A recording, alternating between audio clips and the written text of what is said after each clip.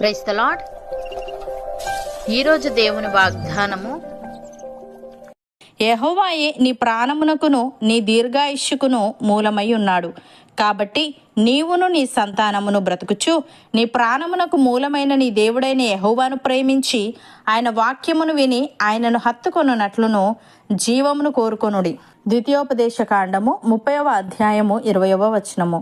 సహోదరి సహోదరులారా, ఈ మాట మోషే ఇజ్రాయేలీయులకు చెప్తున్నాడు. మోషే వారి ఎదుట 2 మార్గాలను ఉంచాడు. ఒకటి జీవ మార్గం, 2 మరణ మార్గం. జీవ మార్గం అంటే దేవుణ్ణి ప్రేమించి ఆయన వాక్యాన్ని వినడం. మరణ మార్గం అంటే దేవుణ్ణి విడిచి చెడ్డ వాటిని అనుసరించడం. మోషే వారిని జీవమును కోరుకోమని బలంగా ప్రోత్సహిస్తున్నాడు. ఎందుకంటే జీవితం, ఆరోగ్యం, ఆయుష్ అన్నీ దేవుని చేతుల్లో ఉన్నాయి. ఆయన లేకుండా మనిషి జీవితం శూన్యం. గాలి, నీరు, ఆహారం, భూమి ఇవన్నీ యాదృచ్ఛికం కాదు. ఇవి సృష్టికర్త చేతిలో ఉన్న ఆశీర్వాదాలు.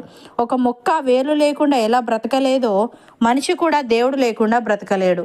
దేవునితో మనకున్న సంబంధం మనకే కాదు, మన పిల్లల మీద కూడా ప్రభావం చూపుతుంది. మనం దేవుని వాక్యాన్ని పాటిస్తే మన పిల్లలు కూడా ఆయన ఆశీర్వాదాలు అనుభవిస్తారు. అబ్రహాము విశ్వాసం వలన ఇస్సాకు, యాకోబు మొత్తం ఇజ్రాయేలీయులకు ఆశీర్వాదం వచ్చింది. మనం దేవునిని ప్రేమించి ఆయన వాక్యాన్ని పాటిస్తే మన పిల్లలు, మన తరాలు కూడా ఆశీర్వదించబడతాయి. అలాగే దేవుడు దీర్ఘాయుష్యుకును మూలమై ఉన్నాడని వ్రాయబడి ఉంది. దీర్ఘాయుష్యు అంటే కేవలం ఎక్కువ సంవత్సరాలు బ్రతకడం కాదు, శాంతి, సంతోషం, ఉద్దేశపూరితమైన జీవితం జీవించడం, చివరికి దేవునితో నిత్యత్వంలో ఉండడం. ఇదే నిజమైన జీవితం. ఒక వ్యక్తి 80 సంవత్సరాలు బ్రతికి ఎప్పుడు కలహం, కోపం, పాపంలో ఉంటే అతని జీవితం శాంతి లేకుండా ముగుస్తుంది. కానీ ఒకరు 40, 50 సంవత్సరాలు బ్రతికినా దేవునితో సన్నిహితంగా నడిచినట్లయితే అతని జీవితం ఉద్దేశపూరితమైందై, శాంతియుతమైందై, నిత్య జీవం కలిగినదై ఉంటుంది. ప్రియులారా, దేవునితో మనకున్న సంబంధమే మన జీవితానికి అర్థమిస్తుంది. భౌతిక జీవితం తాత్కాలికం, కానీ ఆత్మీయ జీవం శాశ్వతం. కనుక దేవునిని హత్తుకున్న వారికి నిజమైన జీవం, నిత్య జీవం కలుగుతాయి. భక్తుడు ఈ విధంగా అంటున్నాడు: దేవుడు యథార్థవంతుడు, యెహోవా వాక్కు నిర్మలము, తన శరణు జొచ్చు వారికి అందరికీ ఆయన కేడము. యెహోవా తప్ప దేవుడేడి? మన దేవుడు తప్ప ఆశ్రయదుర్గమేది? మనకు బలము ధరింపజేయువాడు ఆయనే, మనలను యథార్థ మార్గమున నడిపించువాడు ఆయనే. ఆయన మన కాళ్ళు జింక కాళ్ళ వలె చేయుచున్నాడు, ఎత్తైన స్థలముల మీద మనలను నిలుపుచున్నాడు. మన చేతులకు యుద్ధము చేయ నేర్పువాడు ఆయనే. మన బాహువులు ఇత్తడి విల్లును ఎక్కుపెట్టును. ఆయన రక్షణ కేడెమును ఆయన మనకు అందించుచున్నాడు. ఆయన కుడి చెయ్యి మనలను ఆదుకొనెను.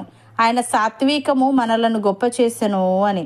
ప్రియులారా, దేవుని కృప ఎంతో అమూల్యమైనది. నరులు ఆయన రెక్కల నీడను ఆశ్రయించుచున్నారు. ఆయన మందిరం యొక్క సమృద్ధి వలన వారు సంతృప్తి నొందుచున్నారు. ఆయన ఆనంద ప్రవాహములోనిది ఆయన వారికి త్రాగించుచున్నాడు. ఆయన యొద్ద జీవపు ఊట కలదు. ఆయన వెలుగును పొందియే మనము వెలుగు చూచుచున్నాము. అపోస్తలుడైన పౌలు హెబ్రీలకు వ్రాస్తూ ఈ విధంగా అంటున్నాడు: పూర్వకాలమందు నానా సమయములలోనూ నానా విధములుగాను ప్రవక్తల ద్వారా మన పితరులతో మాట్లాడిన దేవుడు ఈ దినముల అంతమందు కుమారుని ద్వారా మనతో మాట్లాడెను. ఆయన కుమారుణ్ణి సమస్తమునకును వారసునిగా నియమించెను. ఆయన ద్వారా ప్రపంచములను నిర్మించెను. ఆయన దేవుని మహిమ యొక్క తేజస్సును, ఆయన తత్వం యొక్క మూర్తిమంతమునై ఉండి తన మహత్తుగల మాట చేత సమస్తమును నిర్వహించుచు పాపముల విషయంలో శుద్ధీకరణము తానే చేసి దేవదూతల కంటే ఎంత శ్రేష్టమైన నామము పొందెనో వారికంటే అంత శ్రేష్ఠుడై ఉన్నత లోకమందు మహామహుడగు దేవుని కుడిపార్శ్వమున కూర్చుండెను అని. సహోదరి సహోదరులారా, మీరు క్రీస్తుతో కూడా లేపబడిన వారైతే పైనున్న వాటినే వెతుకుడి. అక్కడ క్రీస్తు దేవుని కుడిపార్శ్వమున కూర్చుండి ఉన్నాడు. పైనున్న వాటి మీదనే గాని భూ సంబంధమైన వాటి మీద మనస్సు పెట్టుకొనకుడి. ఏలైనగా మీరు మృతి పొందితిరి, మీ జీవము క్రీస్తుతో కూడా దేవుని యందు దాచబడి ఉన్నది. మనకు జీవమై ఉన్న క్రీస్తు ప్రత్యక్షమైనప్పుడు మనమును ఆయనతో కూడా మహిమ యందు ప్రత్యక్షపరచబడదుము. అవును అన్నవారు నాతో పాటు ప్రార్థనలో ఏకీభవించండి. పరిశుద్ధుడా, ప్రేమగల తండ్రి, నీవే మా ప్రాణమునకును దీర్ఘాయుష్యుకును మూలమై ఉన్నావని మేము నిన్ను ప్రేమించి నీ వాక్యమును విని నిన్ను హత్తుకొనున్నట్లును జీవమును కోరుకోవాలని నీతో మాకున్న సంబంధం మాకే కాదు మా పిల్లల మీద కూడా ప్రభావం చూపుతుందని నీవు తెలియజేశావు.